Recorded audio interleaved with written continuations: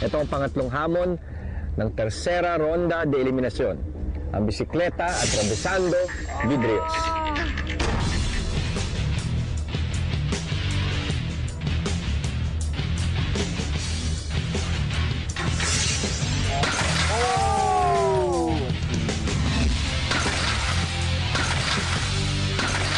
Kaya, Johnny?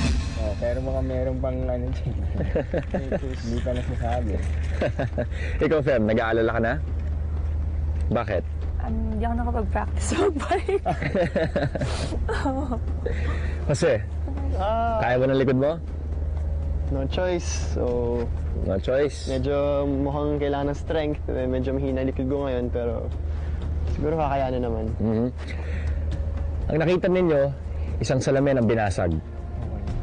Ang hamon ninyo, 5 salamin ang kailangan basagin. Kita nyo ang bawat poste? Diyan maglalagay ng 5 salamin. Ang bawat salamin na inyong babasagin ang may kapal na 6 mm. Ganito ang pagsukat ng inyong hamon. Kung sakaling mabasag nyo lahat ng salamin, maganda. Kung lahat kayo, pantay-pantay, nabasag nyo lahat ng salamin, pinakamabilis na oras ang bibilangin. Kung hindi lahat ninyo mabasag, bibilangin kung ilang salamin ang inyong nabasag nang hindi sumisemplang. Paano nga ba ang semplang? Hindi lang pagbagsak. Pag bumagsak kayo, syempre, hindi na kayo pwedeng tumayo. Pag sumayad ang isang paa sa lupa, semplang na yun. Hindi kayo dapat huminto.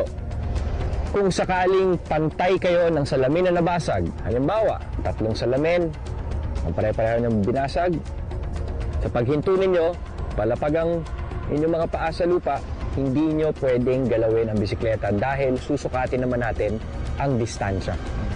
Sakaling pare-pareho kayo ng bilang na salamin na mabasag. Okay? Ang sukat natin ng distansya ay yung gulong sa likuran. Klaro? Klaro. Okay, participantes, ito ang pangatlo at huling hamon sa tersera ronda de eliminasyon. Kumanda na kayo sa bisikleta at atravesando vidrios. Johnny, ikaw ang mauna. Next naman talaga. Alam ko ba saan mo astig?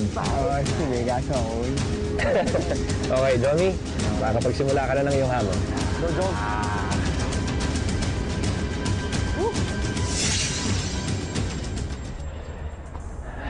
Ano, Johnny, muli mo na namang ipaglalaban ang iyong karapatan na manatili sa Buenos Aires, Argentina. Pangalawa na to. Pangalawang beses na to. Dapat mong kayanin, no? Oh, gusto mo pa umuwi sa El Campo Miedo o sa Pilipinas na? Siyempre, El Campo Miedo. Okay, buena suerte, mi amigo. Gawin mo ang dapat mong gawin. Astig yung stunt kasi parang pampelikula yung lulusod ka sa salamin tapos may mababasag yung parang ganun. Parang di mo talaga magagawa sa ordinaryong buhay. Jomi, handa ka na?